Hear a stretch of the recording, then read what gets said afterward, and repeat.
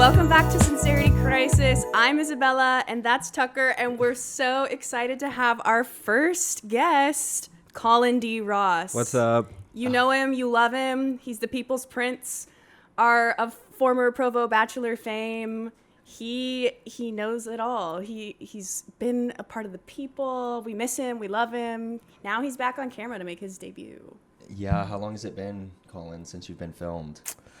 Well, it's been like 7 years. 6 or 7. 7. Yeah, I don't like being in front of a camera, so we'll see how this shy. goes. Yeah, You are the I'm just a shy Prince. guy. You're so mean. Yeah. You never wanted the fame. no. He's humble He is before the humble. Lord, really.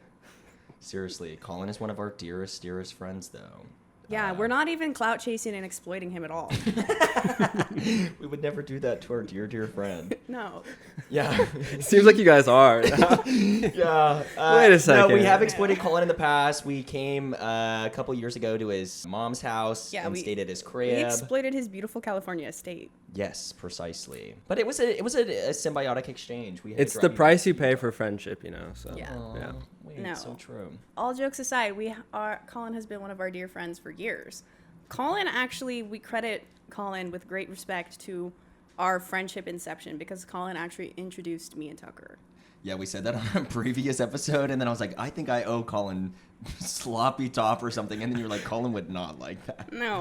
I'm like, what? So now, Colin, that's the first question of today's episode. Would you accept that gracious gift? I think I commented. Did you see my comment? what'd I you said, say? when can I cash it in? Oh, wow, okay. So- So here it is. You heard it here, folks. Wow. Welcome with open arms. Wow. No, but we're so happy that you could join us. We haven't seen Colin in a couple months. No, we haven't. been too long. We just officially permanently relocated to LA, but Colin's already been out here for a minute. Colin's from here though. Yeah. I moved back like 2 years ago. Nice. Yeah, so. Yeah, how's it been? Do you feel back at home? Do you feel glad to be done with Utah? Do you miss it? I love living in California.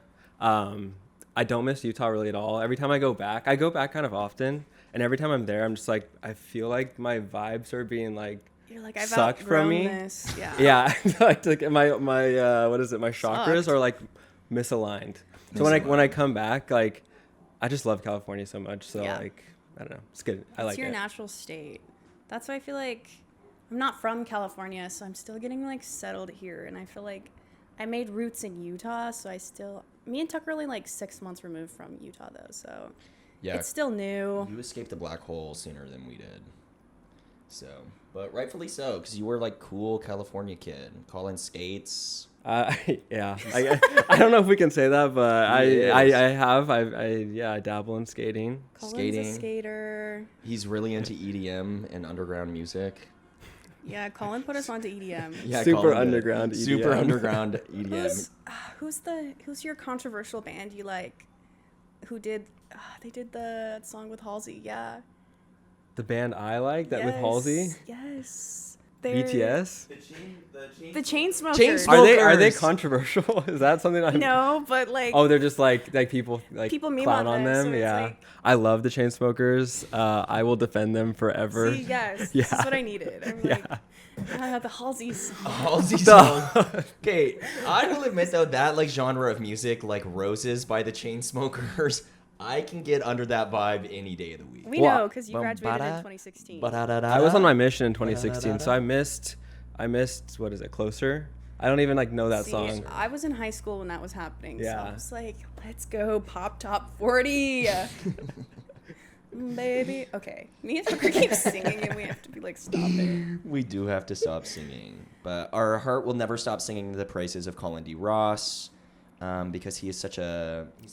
Where did it come from that people were saying your middle name D, like Colin D. Ross? Well, this is my middle I name. know your yeah. middle name's Diego, Well, it's but because- why were they saying it? It's because my Instagram handle is Colin D. Ross. Okay. And so it's just it just flows kind of nicely, I feel like. Yeah. But people think that Dross is my last name, so Colin they're just Ross.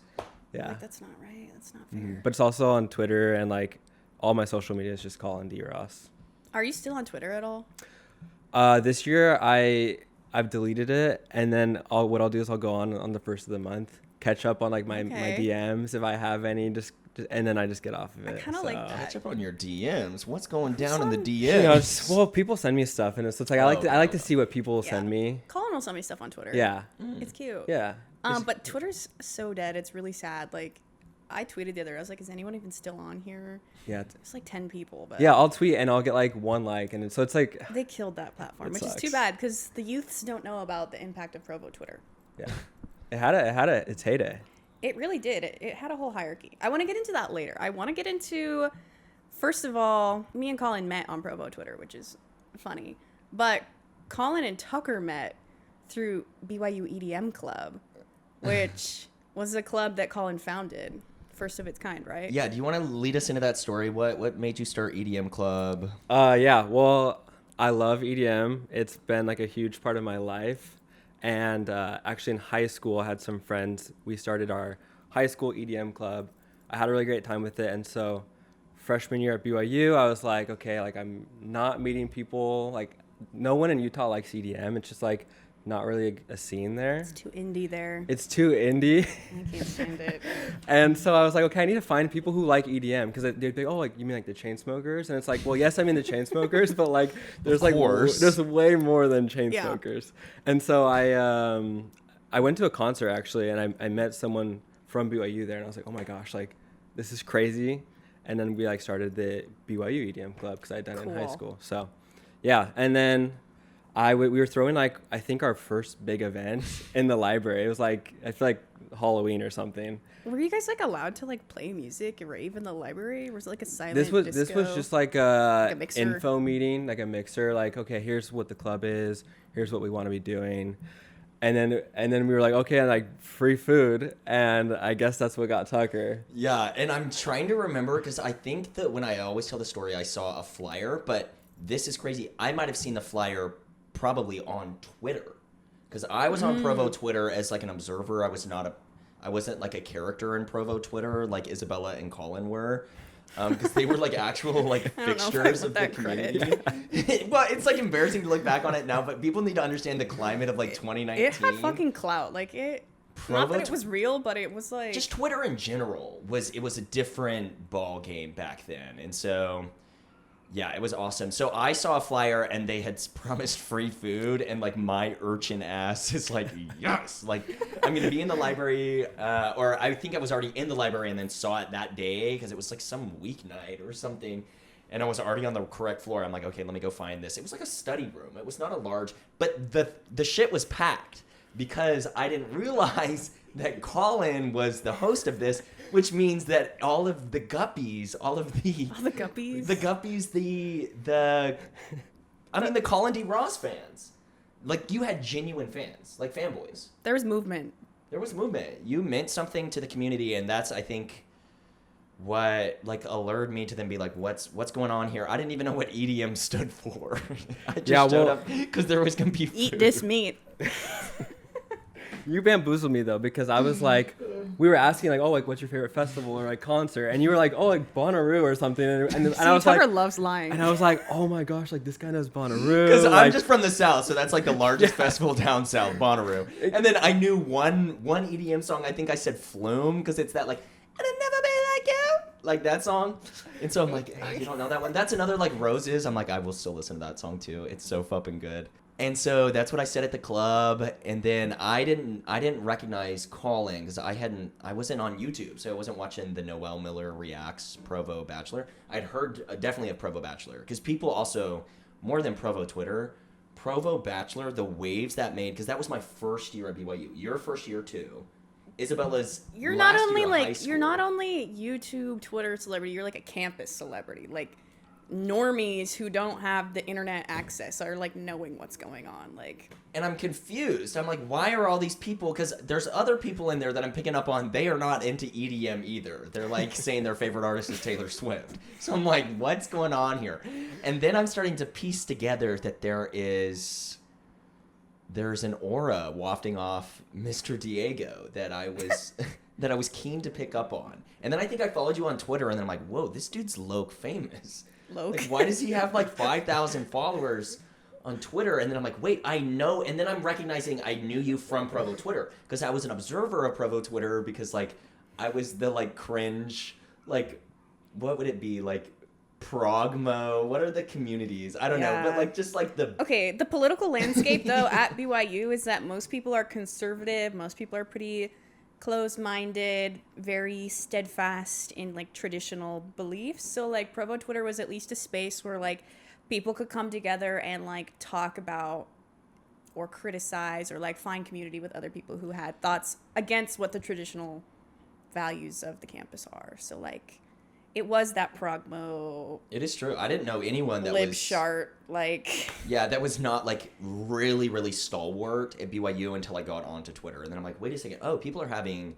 like a real like divisive conversations. Yeah. So I was really interested in it, and of course, Colin was a pillar of that community because he's the Provo Bachelor. And Colin was never leading political discussions. Colin was doing jokes on there. Yeah, well, what happened was, I've always had Twitter as like a way to like, I don't know, like find friends, but also like try to be funny. Yeah. And so like, I'm also like from California. So like, I feel like I just grew up kind of more like left leaning. Yeah. And so like, those are the people that you find on BYU Twitter or Provo Twitter. It's just like left leaning members of the church who also like are funny. So I was like, okay, like this is kind of like my people, I guess. I remember like Grant, like I was like, oh, he's so cool, he's so funny, and like I want to meet him, like through Twitter, like that's how we started like Prodigal Press and like stuff like that. But it was jokesters on there because me and Colin met on Provo Twitter. I was like a freshman and had no friends and couldn't make friends with any of the people in my dorm because they were like Disney freaks and Marvel heads and whatever else. And I was like, oh, you just said the N-word. Like, whoa. And I was from Seattle, so I was like with all the snowflakes there, and I was already like had these leftist conversations for a few years at that point. So I was it is shocking to see the type of people that turn up to BYU. It is like a cultural shock. Like, at least being from the West Coast and coming to Utah, like I had no friends, so I was on Provo Twitter because I was like, please, like I was going to BYU Democrats Club every week trying to find like anyone. She's like, I'm with her. No, I actually didn't ever like Hillary. So yeah, suck my Bernie dick, bitch. But yeah, me and Colin met on Provo Twitter, and I remember you like introduced me. Your voucher meant a lot to the other people on Provo Twitter because I remember there were certain people who wouldn't like interact with me or follow me back until they were like, oh, you're friends with Colin? And I'm like, yeah, I'm which like is so crazy because like it doesn't mean anything. I know, but it was still funny. You had the movement behind you. And you had the movement, and you are really funny online, and there's people wanted a piece of that. They wanted a piece of your kingdom, your reach, and you were so humble and meek about it, and still are, that people were like, oh, like there's something there. There's something there. I remember going to Smith's with Colin, and we were like in the bread aisle, and some girl came up and was like, can I get a photo with you? And I had to like take the photo of them. And I'm like, okay, campus celeb, but like we're in town, like this is a town celebrity, like. So what was that like for you, like being that kind of like campus celebrity, having people ask for photos with you in public? Like, what was that like?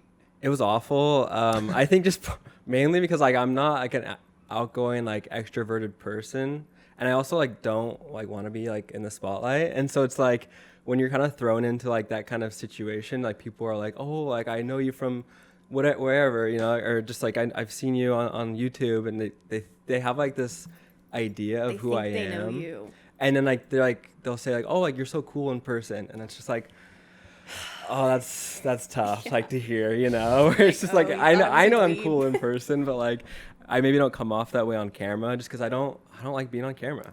It is a skill to be on camera. Yeah. I only like being on camera where I can control the situation. So like you were like a human. But like imagine like going on like a first date, you know, where it's like that's already awful. Got this context about you. And like, and so it's like you're on a first date. There's a camera, there's a crew in front of you. I'm already shy, so it's just like it's gonna be a bad date already. So then it's just like, it's the worst. No, and then you're like, okay, I'm performing in a way where I'm not only performing for the date, I'm performing for cameras right now. Like, I can't chill. Yeah. Why were you the subject? Why were you chosen as the Provo Bachelor? Why were you the Mormon Messiah? Why? Well, what happened was I had just gone to BYU. It was my first semester. It was like my first month. I had a random roommate. His name is Remington Butler. And we were both talking about film because we were like, we both want to study film. And so we were like, we should do a project together. We were talking with some girls in our ward, and the idea of The Bachelor came up, and Remy was like, we should film our own Bachelor. And like the way that the conversation went, it was just like, oh, like Colin will be the Bachelor, Remy will be the host, and then we'll just find girls in our ward to like film. And so then like it was kind of like a funny conversation, but it was like one of those things where like Remy kind of just not took it too far, but like he just like went through with it. Like, okay, we're gonna send it. Like, all the way. which is a good quality to have, but like it just means that then boom, I was then thrust into this role of like Bachelor. I just got back from my mission. Yeah. So I'm trying to figure out, like what it is that I want from BYU, what it is I want to do dating. Yeah, that's a lot. First month back from the like being fresh off the mission is like you're like being reborn into society again. So it's like you were thrown like in front of the headlights. In a state you are not from. Yeah, in a new state. Random roommate. I'm just like, were you looking for true love? Like what was your vibe? Did you come, because people come back, for like viewers who aren't Mormon, when you get back from the mission, those like they're like, you need to get married now. They're like, go and find someone now. So like the idea of a Mormon bachelor, not like the actual Mormon bachelor, but a Mormon bachelor getting back from his mission and then getting married that first semester happens all the time. That happened to 2 of my roommates. Yeah, this isn't uncommon. So I feel like Remy's like, this is a phenomenon. Let's try it out. Let's film it. Well, that's the thing. It's like people do get married that quickly. And so it's like, then people see that I'm on the show, so they think that I want to get married. Yeah. But like, that was never the case. Like, that was not. You were looking for true love. It was always like, okay, like let's just do this for fun to get some film experience. Oh, and then if I get a girlfriend in the, in the show, then it's like perfect. Okay, I get a girlfriend and I have fun filming. Yeah. But then people see that and then they just think that I'm just like some ready to get married, like eager, BYU, like return RM, Yeah, I feel like I want to touch on like that, like the impact of being that and like being in the public sphere. Like, I don't know, I'm an anxious person. Like, did it make you like anxious to be out in public? Like, did you feel like people know who I am? Like, I don't, like, that would freak me the hell out. Just yeah, it's awful because like people would like take pictures of me, like, and I would see it and I'm just like okay, like I don't know if I'm supposed to like just look away. Yeah, like. And then people would talk to me at parties. They'd come up to me, be like these like Provo bro guys. They'd be like, "Yo, Provo Bachelor, like what's up?" And I'm like, no, I don't want to do this right now. Dudes trying to game with you. Yeah, and it's just awful. And then girls are like, "Oh my gosh, like Provo Bachelor, like oh, let's go out." Like, and it's just like, okay, that was so me when I saw Colin at EDM Club. I was like, OMG, Provo Bachelor. You didn't even know. Provo Bachelor. You didn't even know. That's why I was like making shit up. I'm like, oh, I love EDM. I love Bonnaroo. Yeah, right. Is Bonnaroo even EDM to this day? I don't know. I don't think it is. But yeah, like how did that affect your like psyche? Like, yeah.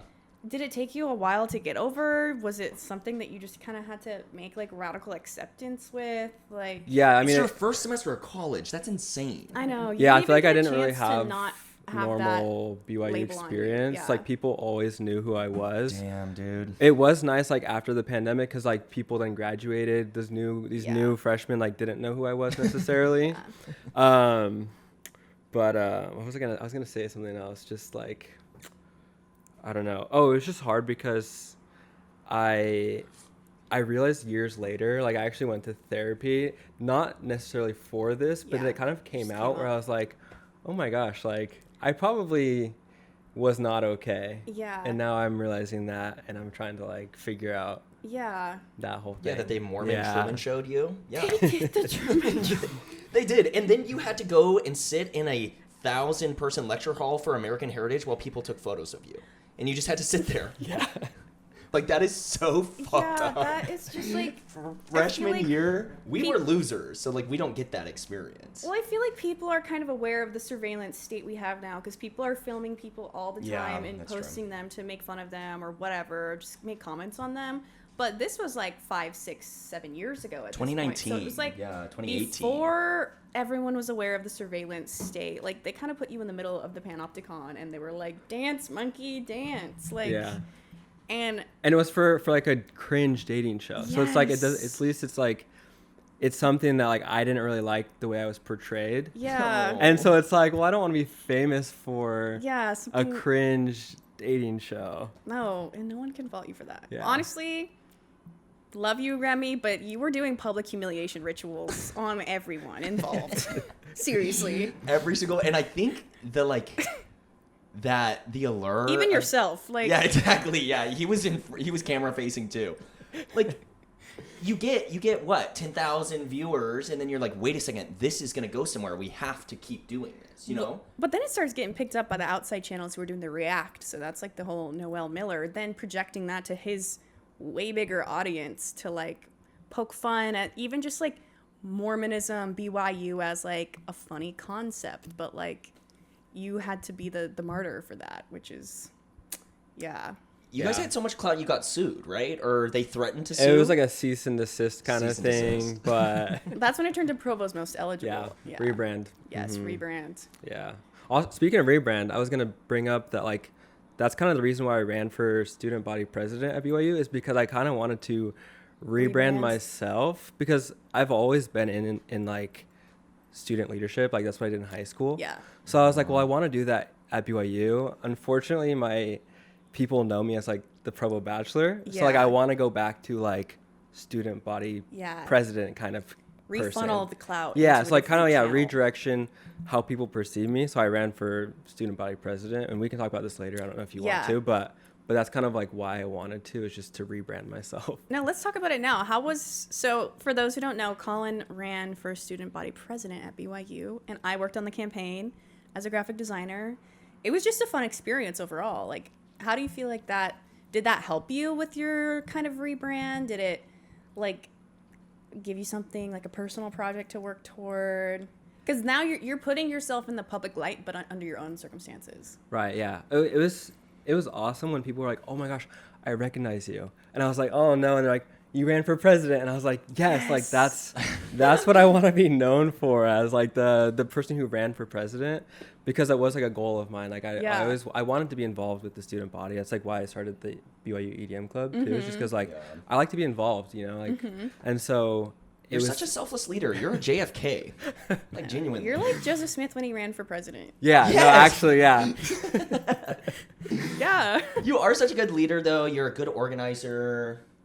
Yeah, well, thank you. That's nice. But it was just people kind of, look to you. It was just kind of like a fun thing where I wanted to challenge myself too. Where it's okay, I want to run for president. It's been a goal of mine. They also get what's it called, like their tuition paid for. So I was like, okay, that would be like a nice, because I'm not smart enough to get like good grades to get a scholarship. So I was like, okay, if I can get tuition paid for, that's huge. Yeah. And this is something that I can do. Yeah. And then I had good friends, so like I had a good campaign team. So it was really fun.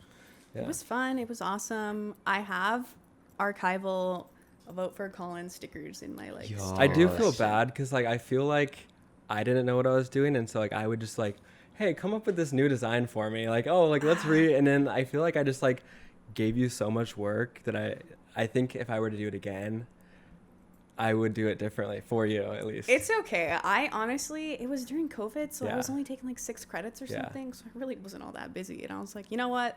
This is fun. Like, let me. I do owe you like $1 million though for all the work that you've done. As a back and payment. let's have it here live. This is your payment I owe right Isabella. Now. Yeah. This is your payment right now. Is doing our. But show. you made my campaign look amazing. Like it looks so nice. fun. Like I love the way it turned out. Thank it was you. The best looking campaign. It was. Yeah. Which is so stupid that like some boring campaign. And they're all great guys. I don't like. They're not gonna watch this, but. Played the ukulele or something. Yeah. Like it's like. Yeah. Well, you just start looking into like Russia interfering with what? like U.S. elections, and then you're realizing it's like President Kevin J. Worthen, if you can hear this, please save us, Kevin J. Worthen. Stop Please the count. save us from Okay, cut that. Cut that, clip that. No, don't clip that. They might have actually interfered. They did interfere. They were preying on your downfall. They probably had a PR person who was like, we don't. Well, do you remember? So we had just gone to Vegas. Yes. And I'm wearing cat ears in a photo, and Did I get your campaign canceled? No, BYU Virgins. I think they posted. Oh my god. And is it BYU Virgins? Yeah, I don't know. BYU Virgin. Virgins. I They forgot posted about BYU me, Virgin. which we weren't supposed to get like outside endorsed, and so I got questioned at BYU USA. They're like, "Is this like your page or like how?" Like, and I was like, "I'm not affiliated with BYU Virgins. Like, they just posted me, and like it's nice." And they're like, "Okay, like we'll allow it, but like you could get in trouble if that was your page." And outside. Yeah. Whoa, I didn't know. Yeah, No, and I'm wearing like cat ears and like, I'm like cool. I forgot about that. Oh my god, BYU Virgin, what a throwback. Yeah. Like, that was a whole I always other- thought that was like you. No. Is No, that it not? was- It was other people who worked on Prodigal. Oh, It wasn't okay. us. Yeah. I wish that they made like thousands of dollars from their merch I have a sales. shirt. I I designed a shirt. Yeah. I was like, damn, let me see some of that Yeah. compensation. So, but yeah, it's messed up, and you should have been in office. And you would Yeah. have It's okay. It's actually for the best. Like I would not have wanted to. Really? It sounds Yeah. like a lot of work. Like hindsight 2020. Like I would not have wanted to do that. Well, I'm glad it worked out how yeah. it did. Yeah. Yeah. No. You should have just. I mean, the campaign was amazing. The rebrand was amazing, and it's like shocking that you couldn't have just won on like name recognition alone. There was something fishy there. They probably meddled. Recount the meddled. vote. Well, they probably were like, "Oh, I don't want this Provo cringe guy to Yeah. like be our president, so I'll messed vote for up. this like, I don't know, clean cut, I don't know, white guy."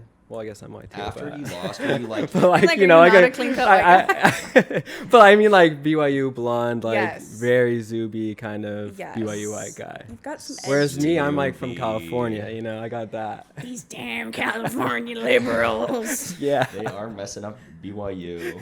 After you lost, were you like, get me the hell out of here? I gotta leave BYU.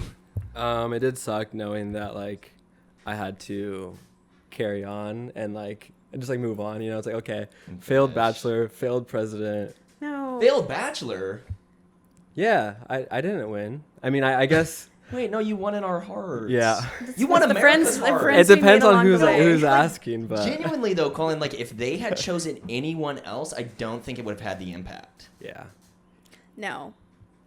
Culturally, no. Culturally, if they no. chose like a Provo All-Star bro or like I don't know, it wouldn't have like It would not have been the same. had the same I charm. don't know if we can say that. Like, No, we can.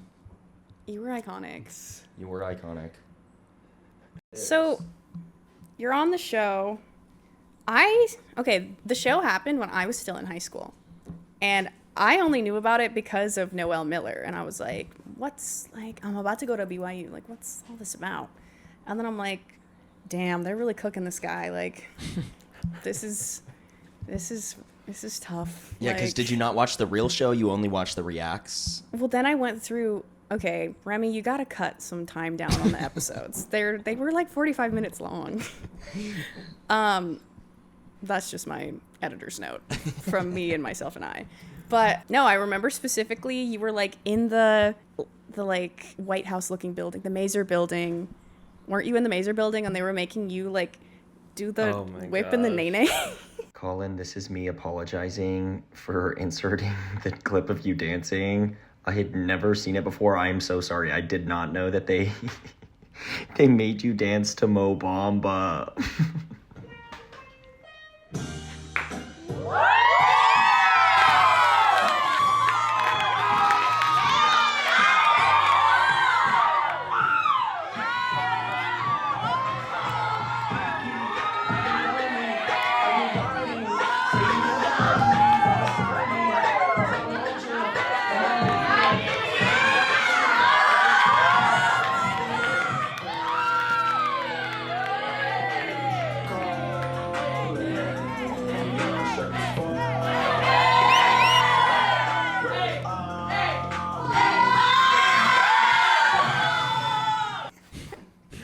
Yeah, That was like literally basically a humiliation ritual they made you do. It was pretty awful. Wait, you actually need to explain what happened there because that was a setup. Remy's like dance competition. Here's the thing. I feel like you're framing Remy as like an evil like. No, he's like, not. He's not. He like we both like learned together like what the show was going to be. Like he didn't have any like. No, you but know. he wasn't the subject, so Yeah. he didn't have to deal with the consequences in the same But way. I will say this fallout. about Remy: we were going to do that dance together, which when two people dance, it's less embarrassing or just like it's. You got a friend it's in more it. Of a, yeah, and so we had a friend who was like, "I'm not a dancer. I don't even know." The other thing is Remy wanted to do a talent show, which I don't like talent shows. I don't think they're like fun to watch. No. Like I stand by that. Like I don't think it's a good date idea. No, not everyone has a talent to perform. talent. I don't show have for a a date. performing talent, and I don't like to perform. And so it's like Remy's like, okay, let's do a talent show. We can do one together. And I was like, okay, cool. And so we have our friend who's like a dancer. She taught us this dance. And I think like the night of, Remy's like, actually, you're just gonna do it by yourself. And I was like, That is evil. and that it is so evil. And I was like fine, whatever, I'll just do it. But the worst part is that we only had like 1 or 2 cameras, and so I had to do it twice. No. And so to get the different angles. And so I did it twice, and all these girls were just sitting and they're like, oh, like this is awful. Okay, so Remy, you did. That was evil. That like, was evil. That was just be like, Remy, you ruined my life. Yeah. But Yeah, Remy, I'm starting to realize he's like RuPaul. He's setting these people. He's setting these people up to No. fail. no, he's a good host. Like I think that what he does is like exceptional. Mm-hmm. I will say, and we can talk about this later too, is the altar. We did get a little bit evil there, I think, with some of the questions. meddling. We some of those questions were tough, and I think Yeah. that's Remy's mastermind there.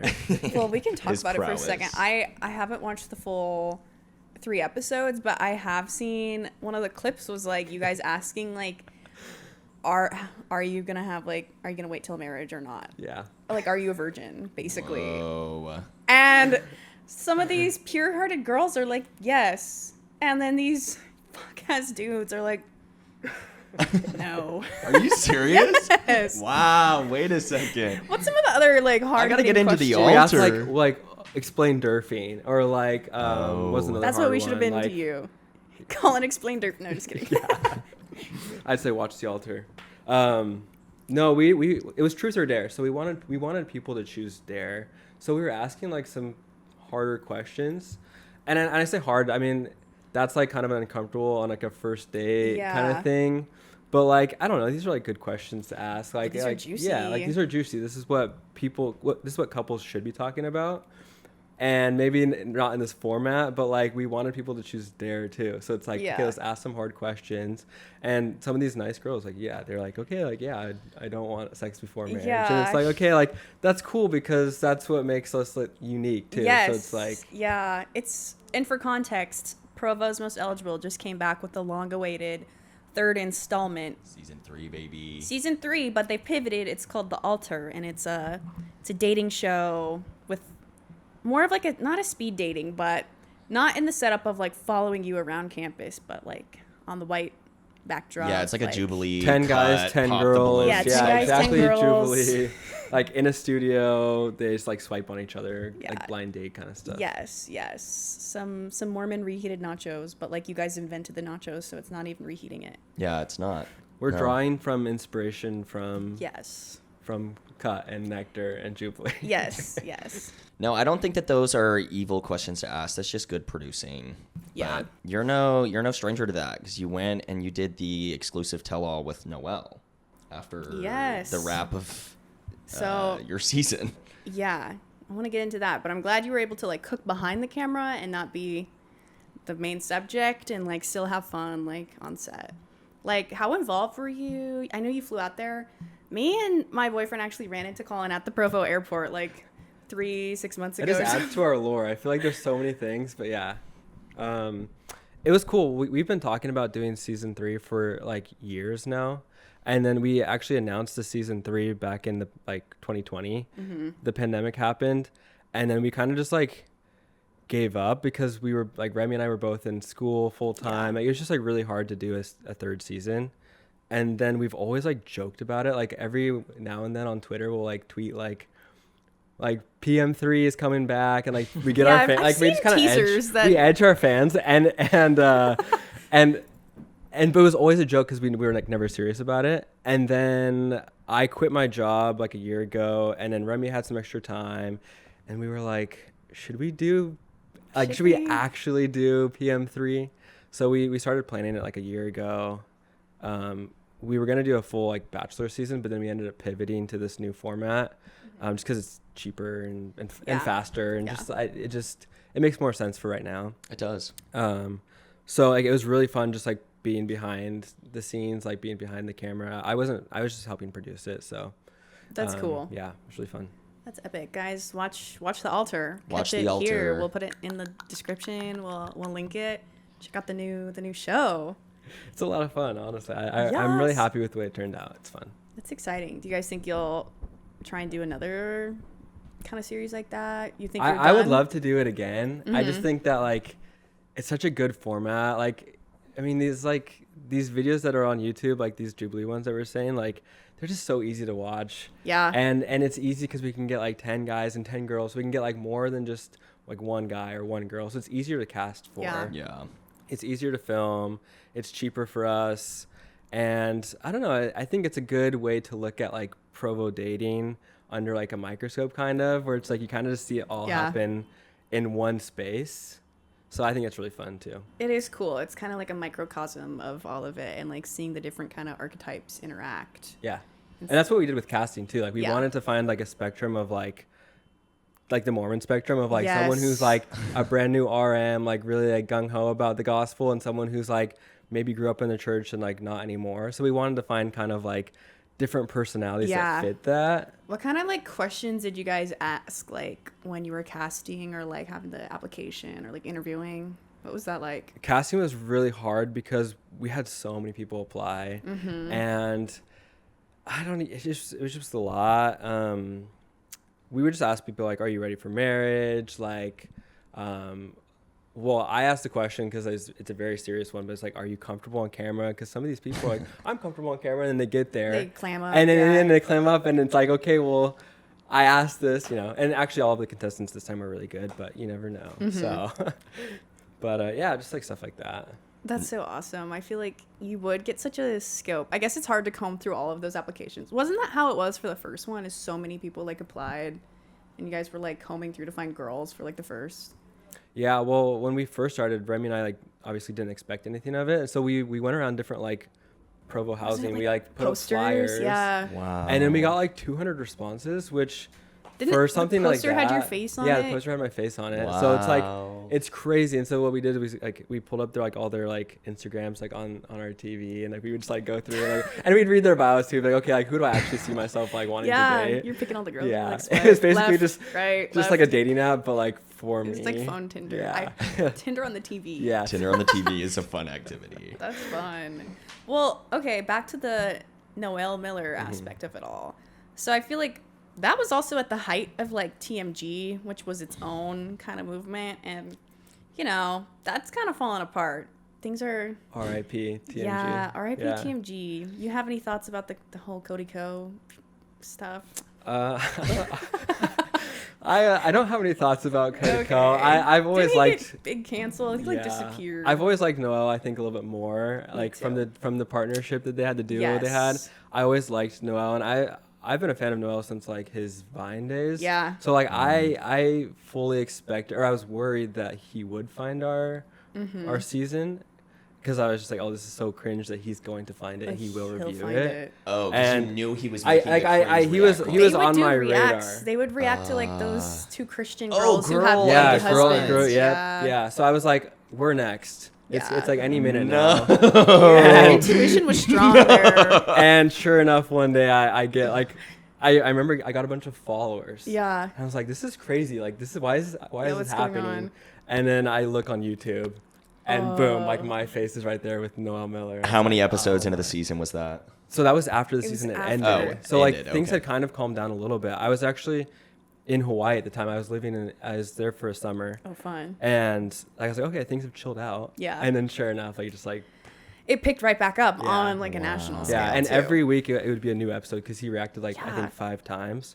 So every like whatever It was dragged out his for, like, schedule, 5 like I would just get weeks. like a surge of like followers, and I was like, okay, I You know know, it's thanks for boosting happening. me, Yeah, but- it was cool, but I was just like, oh, it's like a warning sign. Yeah. Of like, okay, he just posted. And he didn't hold back either. Like, and this, I don't think the public had seen what goes on at BYU, kind of like the awkwardness, I don't know, all the things that make BYU what it is. Like, it was pre like BYU TikToks, like interviewing kids, like, would you rather drink a coffee or kill a kitten type beat. So like, this was brand spanking new to people, like this concept of like, I don't know, a super awkward dating forward campus of like these like awkward kids. Like, I don't know, it was ahead of its time.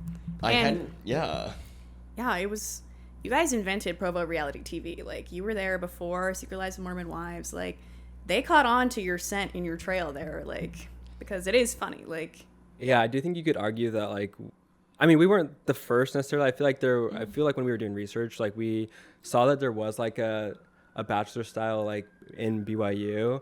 It didn't catch on. I think we hit like the sweet spot of like our reality TV show, and I think it maybe opened the door for yeah, Secret Lives and Black Menaces Yeah. and you know, a couple of those like TikTokers who like will go around filming BYU Yes. students. you were the shot heard around the world. Like, genuinely, you Yeah. were the butterfly effect, the first domino to fall of all of that. Like, the culture was then ready to do the magnifying glass on Mormonism, and then specifically like Mormon young adults. Yeah. So I remember being at BYU, having a culture shock, and be like, this feels like I'm in a fictional universe. Like, this feels like I'm in a TV show right now. I don't know if you felt like that, like coming from the South to BYU. It felt like we were at Hogwarts getting an A in Harry Potter class. Well, what's crazy to me is like I feel like the Provo Twitter scene like helped like that was my group, and so I kind of was Yes. put into like this like echo chamber where I forget that real BYU students are like actually like that. So I would see like Black Menaces talk about like feminism and stuff, and it's just like, oh, like those are our classmates. Yeah. Like, this is crazy. Yes. Crazy. Because I feel like I found my group kind of like going, like after COVID, going back to school, but like after my freshman year. But my freshman year, me and Tucker were talking about freshman year at BYU was like we have to do a miserable. whole episode on it. It was miserable. Like, And yours is a completely different experience Yeah. because yours was also miserable in the sense that you then had to like seek therapy. But like BYU is just different, and I think that's how I always try to explain it to people when they hear that I went to BYU. I'm like, it was pre-TikToks. Like when I went there, it was before they had made the TikToks. It was before. pre-COVID, It was like pre-Colin. That's what I'm relaying. Pre-Colin? It's pre-Colin. that's the burger. It's BC before Colin. Like, actually. That's funny. Well, okay, let's get back to our origin story. So there's this one fateful night after the original honor code protests. Colin has an intramural soccer game, and some of the BY or the Provo Twitter gang was gonna pull up to the soccer game, and I'm like alone in my dorm. I'm like, okay, I guess I'll go. And we go to the soccer game, and then we take this photo, and we joked for like years on Twitter that this photo started COVID because COVID was like announced like 3 days later or something like that. Yeah, it was what, late February, early March. It was like the first week of March. I remember all this crazy shit. Like 2020 happened. I met Tucker there for the first time. Colin introduced me to my future roommates and like future longtime friends. I ended up moving into their house there. And I remember meeting Tucker. We went to McDonald's afterward. And I thought Tucker was some punk 18-year-old from Helaman Halls that like had a shaved head, and you were making like edgy jokes, and I thought you were like a right winger, and I was like freaked the hell out. I'm like, who the hell is Yeah, this I had kid? mentioned that back in Alabama, because I used to work for like the newspaper, I'd gone to like a Trump rally to like take photos at it. As like an investigative journalism. But yeah, you have to understand, I looked like a skinhead because I was Yeah, I actively was getting scared of kicked out. I was Tucker. under investigation at this time by the honor code and was actively getting kicked out of Yeah, BYU. Tucker was crashing out, was- like officially. Crashing out. It was so bad. I didn't have any friends, and I had met Colin at the EDM club thing maybe like a couple weeks before, and he had tweeted about it. And then there was just one other person that we knew that was then there that I'm like, oh, I'll go to this. So then went to the intramural, and it was such a convergence of things all happening at once. It was almost like a solar flare event. CERN was turned on that day. Like, shit went down because things changed. Like you said, No, things COVID changed. literally that started. was the day the honor code protests started. That changed things for the whole culture of the campus. Then it was the game. Then it was COVID. It was like, there was like a Bernie rally that week too. Like, it was a lot. Like, And for people that weren't at BYU or on Provo Twitter, have to understand the honor code protests were insane, especially if you were on Twitter watching it brew for like months and months and months of like. Colin, you should define like what the honor code is. I don't know if I'm like the speaker for the honor code. Well, It's me just like neither. it's like a set. Yeah, it's like a set of rules where it's like it's just like it's a private Yeah. religious school, so like they have rules in place, and you sign it when you're a student, and it's some of the rules are crazy. It's like you can't.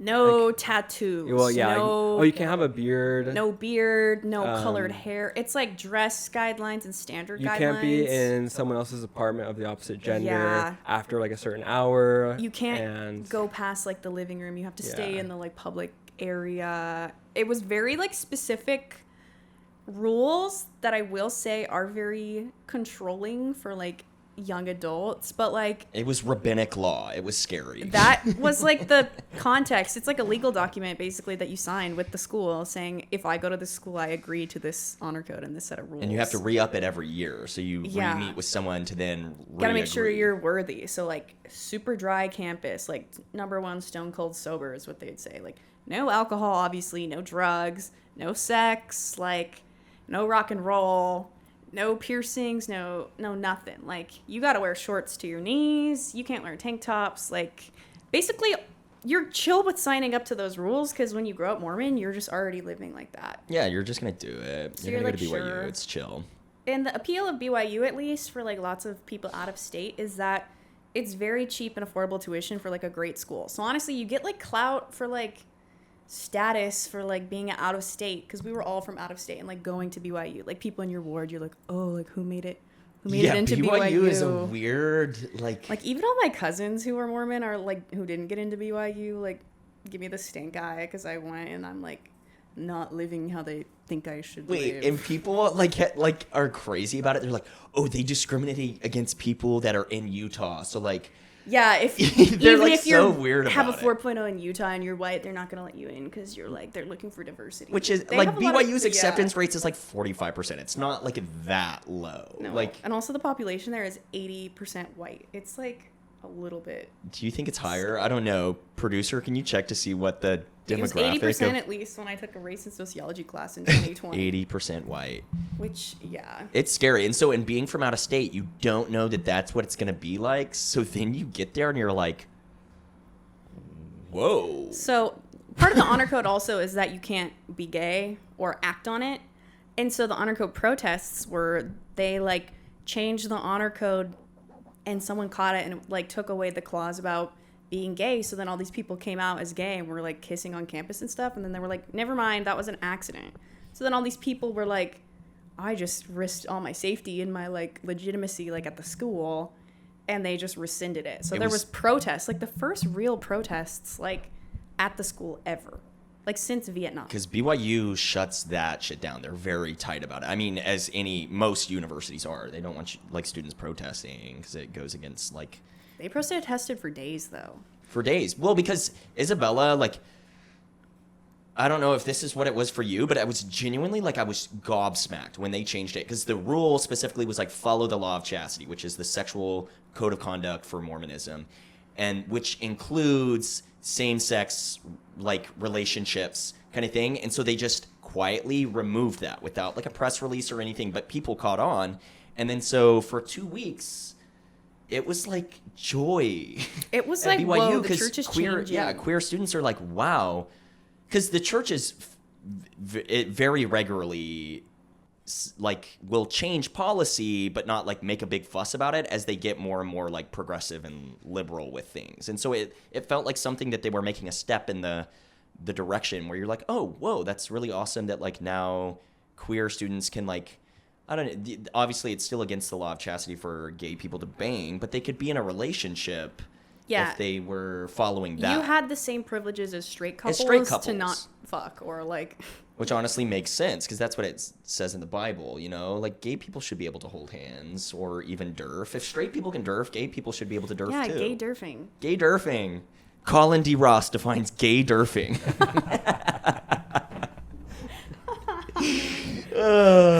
Colin, did And why everyone should give it a try at least once. Tucker gay derf someone in garments? Okay, yeah, guys, because I discovered I was gay at BYU, which was crazy, which was why I think the honor code thing was like so monumental because I'm actively in an honor code investigation while this For gets doing gay changed. shit, yeah. Because, yeah, part of my stuff was that I had kissed a boy because that's the first time I had ever done it. I think my second year at BYU. And so it was like, it was just so amazing to be like, wow. And then the top, so not BYU, the church, like the church official writes a decree that then BYU has to publish where it's like, no, let's clarify that shit is not okay and we will They get were like, you. we don't know how that happened. It was an accident. There was even people in the honor code office who didn't know what was going on. They were like confused. They had no idea. And Isabella's right. People were like posting on Twitter like lesbian couples They're kissing in front of posting Brigham with the- Young Brigham statue. Young with the pride because they could flag. come out. It was allowing gay students to come out. Like that's what it was. So then all these people came out and they were like, never mind, don't come out. And all these people were like, well, you can't undo that. You can't undo that because now we've come out publicly. That's and when so I made my sticker set of like the Pride Rainbow Y, which was the first on the scene and now has been copied a lot, whatever. But the gay Moroni, the gay Brigham Young, the gay whatever. She had and her boots people on the were ground at the so Live Sharp fucking Wars. Mad. I presented that in like a design class critique and people were not happy. It was like so religiously offensive to them, which for context, I also got into a scuffle with the honor code where I almost got expelled for doing religiously offensive things. I guess it's just in my blood, in my nature, whatever. But yeah, so that's the honor code in a nutshell, and they'll subvert you. Isabella got banned from a program for doing gay activism. Like, oh yeah, I got blacklisted for sure. like they'll get you. So it's an interesting climate, but Colin's an ally. Colin is an ally, and you expose the world to that, honestly, and you open conversation. Well, what's cool is like being part of Provo Twitter, like opened up my circle to like where I was invited to the there was like that what was it, like the honor code like removal party, like there was a party that I got invited to and I was like, yeah, sure, I'll go, like I'll have a fun time, these are my friends, like I'm happy for them, like. And yeah, so I feel like a lot of my close BYU friends, like this affected them. And it was like Provo Twitter was for organizing and like activism at the time, also for jokes and for friends, but it was where the wayward son, the prodigal son, could find kin. Find community, and thank God, because I was such a fucking loser. Yeah. I had no friends when I was at BYU. Well, it is so sad to look back on. Tucker had a back brace on too, like because he got too many back shots in his exactly. Hall's room. Spine surgery, LGBT. It was like Mission, spine surgery, gay. likes EDM. It was one thing after another. Yeah, we got to do rapid fire BYU questions with Colin. Have you ever durfed up the canyon? No. What? Not even once? I haven't even been up the canyon. Really? That's Never? one of those things like I don't even know how to get I there. did that as a freshman. You just like drive up. Yeah. I never feel like I know, durfed anyone, like, but I where, went with I've my, never like, durfed. freshmen I've seen and, like, the foggy took windows. photos. I've seen the foggy windows. Yeah. I've seen Is it- people. It's I've a seen. thing. Okay, the Utah culture is weird. They'll do, what do they call it? They call it Funkaween, and they'll go. Yeah, guys, soaking is not real, but Funkaween is real. Dude, okay. Define Funkaween. So none of us are from like Arizona or Utah, but those Mormons in that area, it's such a dry, chaste culture that they're like freaky in the blood. So they'll do like Funkaween is what they would call it, right? Where they'll go and like make out in cars and trade. This is where the whole Secret Life of Mormon Wife, like, swinging scandal stuff breeds from, is this Utah culture where my Utah roommates are telling me about how they'll go make out in the woods and switch off and derf in the car and be like, yeah, two couples someone in will the be same like, car being like, and someone will drive and go park in a church parking lot and there people are making out in the back. And then people have a hobby of going up to like famous makeout spots and flashing their brights in the car, like. for people who've seen the Mormon Wives, they did like their intro in front of the Provo Temple, which has now been desecrated and destroyed. It's literally like they destroyed Solomon's Temple, like back in like 3000 BC. Like that is what the Provo Temple destruction impact is going to be. I have seen multiple cars bouncing in that parking lot at like 11:30. The temple and then the craziest crazy. thing, these people are creaming their jeans and then they are racing back home so they can be in bed before the curfew, because then they'd be breaking the honor code. Oh yeah, there was like a it's okay to derf to curfew. completion, but you have to be home by curfew. Because if your freshman roommates notice you're coming back after that, they're telling on you. They're telling on you. They are self-policing. Like, I had a crush on this girl in my chemistry class who lived over at the Village, and I would run from, because I hadn't bought a car yet, I would run from my place at Heritage Halls over to the Village and like simp over at her apartment till like 4 a.m. Nothing would ever happen, and I'd walk back. I've never heard this ever. And my roommate would literally be like, "Oh, so you came back home pretty late last night? What was going on there?" I'm like, "What the hell?" Tattletaling. Tattletaling. You were simping over a girl at the Village. Tattletaling. Oh my gosh. Yeah, I had a girl that I had a crush on that lived at the Village. That's I far missed the too. Village. That's far. That was far. And mind you, this is like October, so it's getting kind of like cold. I'm like Freezing. sprinting at 4 a.m. But you know, you'll do what you can for a little crumb of it when you're living in like underneath the wrath and grip of the honor code. So, no derfing, Colin? No derfing? Did you ever derf in no Provo? Funkoween. I kind of don't. You can be coy about it. I don't want to Nothing. believe that it's real though. You know, it's like one of Derfing? those. Yeah, it's like. Derfing's for sure real. I don't know about soaking. Okay, well, yeah, I guess derfing and soaking to me are just like, I guess people, I don't know. Derfing is just making out Yeah. without, like, you're just not taking the pants off. You're keeping the pants on, but you're like dry humping. I don't know. Why is it a whole thing? I stand by derfing. I literally Tucker have said prefers multiple times, I think derfing. derfing sometimes is better than the real nookie. Like, that's just the fact of the matter. Okay. It leaves things up to the imagination. It's about like the suspense and the tension. Well, I remember being like a girl and like Zipper telling sparking. stories with my like roommates, and they'd be like, "Yeah, he creamed his jeans." Like that's like a frequent thing. That's that they would happening. like prematurely. Yeah. And they would get all awkward about it, of course. Get I think really that's happened to awkward my about it. boyfriend. Yeah. Yes, yeah. He derfed some other bitch and creamed in his jeans. What the fuck? Prison! That like blasted my. You were derfing the huzz. What the hell? Derfing the Huz.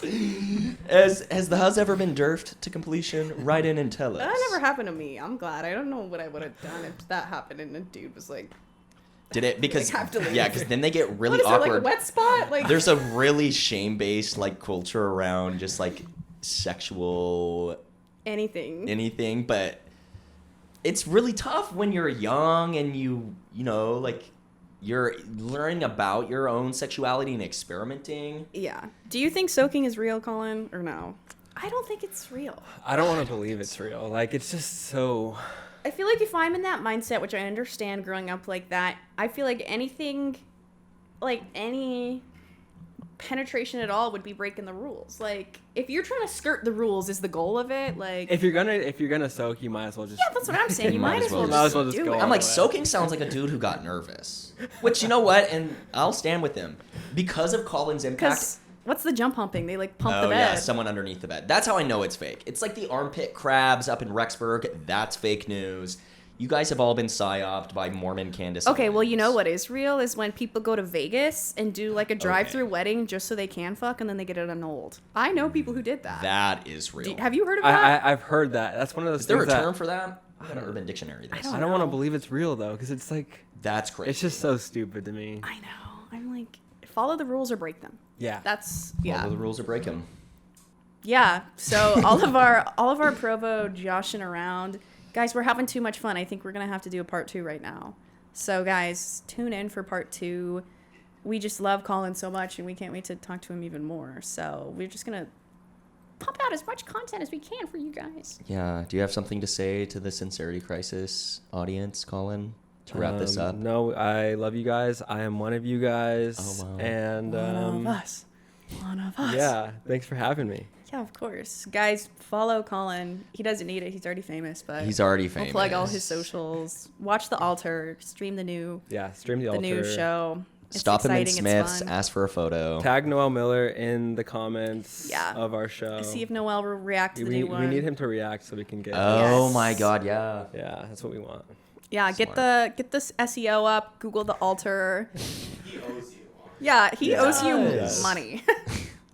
Like a lawsuit, like a civil suit at least. Pay for my therapy. Pay for the Yeah, therapy. Noel Miller, pay for Colin Ross's therapy. You heard it here first. You did.